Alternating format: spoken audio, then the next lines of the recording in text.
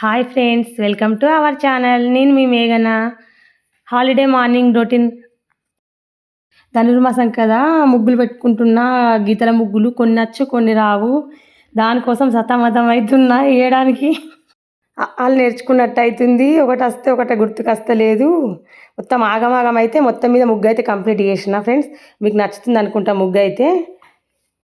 Friends, మేము ఉండే గల్లీలో అందరు పెద్ద ముగ్గులు వేస్తారు ధనుర్మాసం. వాళ్ళతో పాటు పోటీ పడాల్సి వస్తుంది. కొన్ని రావు నాకు ముగ్గులు.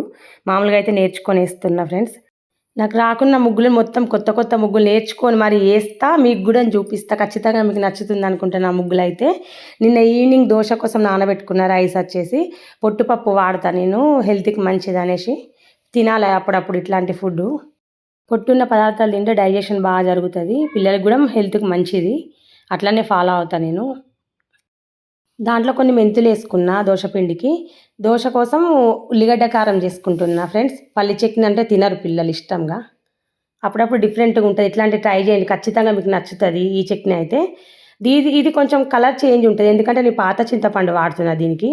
చాలా టేస్ట్ ఉంటుంది. ఖచ్చితంగా ట్రై చేయండి, మీకు ఖచ్చితంగా నచ్చుతుంది 100%. ఇదైతే హెల్త్ని దృష్టిలో పెట్టుకొని నేను ఎక్కువ మటుకు పాత చింతపండు నేను వాడుతున్నా. ఈ మధ్యనే నాకు కూడా తెలిసింది ఇట్లా పాత చింతపండు వాడాలనేసి.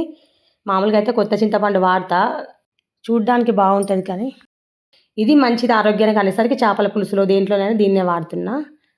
ఫ్రెండ్స్, ఇప్పుడు ట్యూషన్ ఉంది పిల్లలకి, మార్నింగ్ 11 to 1 అట్లా. వాళ్ళని పంపించేసాలే, టిఫిన్ ప్రిపేర్ చేస్తున్నా. దోశ ఇష్టం పిల్లలకి. దోశ ఉల్లికారం కాంబినేషన్లో ఇష్టపడతారు ఎక్కువ. అందుకోసమే ఈరోజు పల్లి చట్నీ కాకుండా ఉల్లికారం చేసుకున్నా. ఇంకా వాళ్ళు తిన్న తర్వాత ట్యూషన్కి పంపిస్తా. ఫ్రెండ్స్, వాళ్ళు వెళ్ళిన తర్వాత నేను టిఫిన్ చేస్తాను. లేటే చేస్తున్నా, హాలిడేస్ ఉంది. మామూలుగా పిల్లలు వెళ్ళిన తర్వాత నేను టిఫిన్ చేసి వంట స్టార్ట్ చేసుకోవాలి. మా పిల్లలు వెళ్ళే ట్యూషన్ దగ్గరే పక్క గల్లీలోనే ట్యూషన్ ఉంటుంది. అక్కడ శివాలయం కూడా ఉంటుంది, మీకు కనిపిస్తుంది చూడండి ఎదురుగా. అదే శివాలయం అండి. చాలా బాగుంటుంది. మనల్ని విగ్రహానికి దగ్గరగా వెళ్ళనిస్తారు. అభిషేకం కూడా మనతో చేపిస్తారు. మామూలుగా పెద్ద పెద్ద గుళ్ళల్లో అయితే రానియరు ఆడవాళ్ళని. బాగుంటుంది. ఖచ్చితంగా మనం దగ్గరికి వెళ్ళి అభిషేకం చేసుకోవచ్చు ఈ శివాలయంలో అయితే. నాకు ఆ విషయం అయితే బాగా నచ్చింది. ఫ్రెండ్స్, మామూలుగా చిన్నప్పటి నుండి నేను వేములవాడ రాజరాజేశ్వర స్వామి టెంపుల్కి ఎక్కువ వెళ్తే అక్కడ అయితే దగ్గర నుండి అంతా ఇట్లా జనాలు ఉంటారు కదా, వెళ్ళండి వెళ్ళండి అనేసి అంటారు కదా, అట్లా దర్శనం చేసుకున్నట్టు ఫీలింగ్ రాదు. ఇట్లాంటి చిన్న చిన్న గుళ్ళల్లో అయితే మంచిగా ప్రశాంతంగా దేవుడికి మన చేతులతో అభిషేకం చేసుకోవడము ఇట్లా బాగా నచ్చుతుంది. ఫ్రెండ్స్, నాకు కాకరకాయ చాలా ఇష్టము. తినాలి అప్పుడప్పుడు ఇలాంటిది చేదు పదార్థాలు. కాకపోతే పులుసు పోసుకుంటలేను ఫ్రెండ్స్. దీంట్లో వీలైనంత మట్టుకు అవాయిడ్ చేస్తున్నా చింతపండుని, నిమ్మరసంతో చేసుకుంటున్నా.